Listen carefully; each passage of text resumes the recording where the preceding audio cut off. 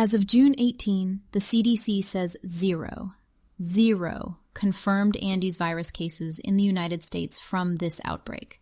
So we're talking about a dated CDC count. Confirmed cases at 0.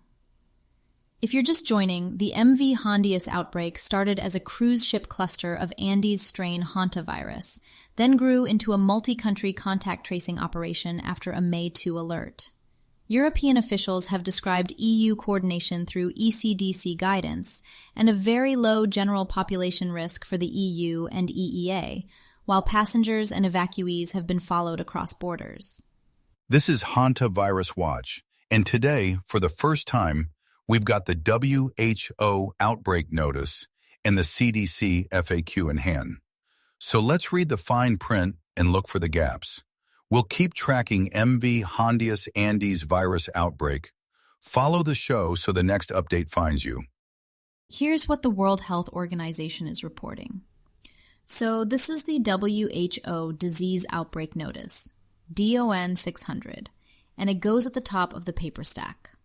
All week we've been reading from ECDC Rapid Advice and CDC Interim Guidance. Now the DON is the most authoritative document on this cluster. The headline framing matters here. WHO calls it a multi-country cluster. That puts the international record in line with the Andes person-to-person picture we've been piecing together from secondary sources all week. Okay, but in a multi-country notice, does the DON actually name the countries? Or does it just wave at 22 passports scattered across the map and call it a day? And here's what I want underlined. The WHO AFP detail says the index case may not have been infected on the ship itself. So, linked to the Hondius is a narrower claim than people think. Right. That's the first answer we've gotten from a named source on where exposure may have happened. The link to the vessel is epidemiological. It doesn't prove the exposure happened on board. That's the knot the step back segment unpicks later. Then say it plainly. If the first patient didn't catch it on board, the source question lands back ashore, and an anonymous official mentioning a landfill still isn't a named assessor signing off on anything. This one's from CDC. CDC, in coordination with state and federal partners, repatriated 18 people who were potentially exposed to hantavirus on the MV Hondius cruise ship in May 2026. They were flown to the National Quarantine Unit, NQU, at the University of Nebraska Medical Center for a 42-day public health monitoring period. The CDC Outbreak page is now live alongside the WHO notice we just hit, and the two do different jobs. The CDC page is the operational one. 18 people repatriated, flown to the National Quarantine Unit in Nebraska for a 42-day monitoring window. 6 are still at the unit. 12 went home to finish monitoring. And here's the line that matters. As of June 18th, no Andes cases have been confirmed in the U.S. as a result of this outbreak.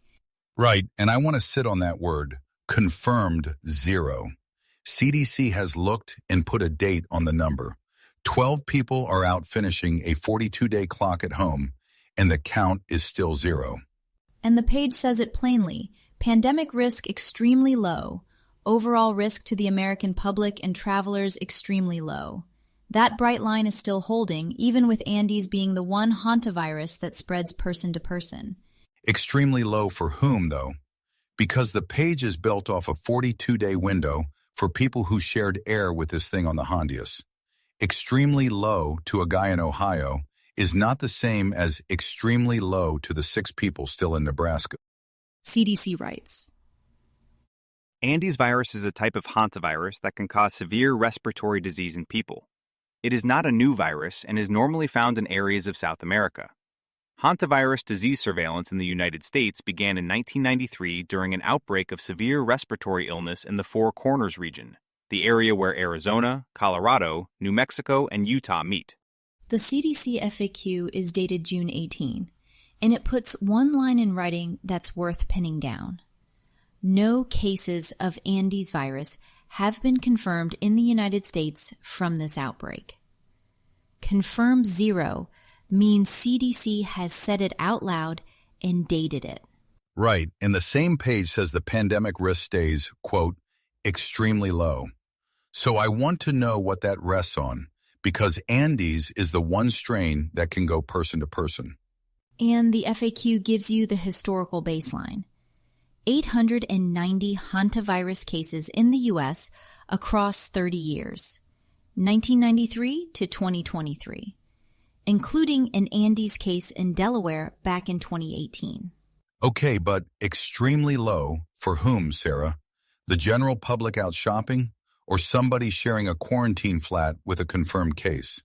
The FAQ uses one phrase for both, and that's the gap I keep hitting. When officials say these cases are linked to the Hondius, does that actually mean people caught it on the ship?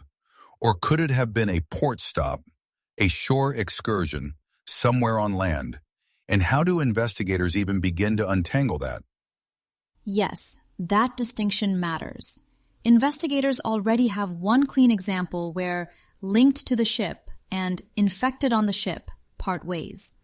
A WHO expert told AFP the very first case, the index patient, could not have been infected during the cruise itself, so that person almost certainly picked up Andes-virus before boarding.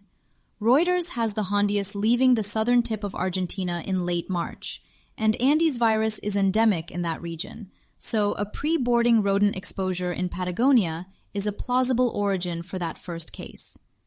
Then it gets messy. Andes-virus is the only hantavirus strain known to transmit person to person, as both CIDRAP and WHO have flagged, so later cases aboard could reflect human-to-human spread rather than separate rodent exposures at ports of call. Investigators untangle it by lining up symptom onset dates with the hantavirus incubation window, typically 1 to 8 weeks, and asking whether each patient's timeline fits shipboard contact with an earlier case, a specific shore excursion, or exposure before embarkation. As of early May, WHO was reporting 8 cases, 3 laboratory confirmed as Andes strain, with 3 passengers dead. So if the index case was infected before boarding, how confident can investigators be that later cases are actually person-to-person transmission rather than just more passengers who also had some exposure in Argentina before they got on the ship? That's the knot they have to untie. It's why the multi-country contact tracing described in the Eurosurveillance rapid communication matters. They need precise exposure histories for every later patient before they can rule out independent land-based acquisition.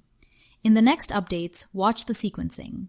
If virus samples from different patients form a tight cluster, that supports a person-to-person chain. If the sequences are more divergent, that points more towards separate rodent sources. That kind of evidence is what moves the science from suspected human-to-human spread to confirmed.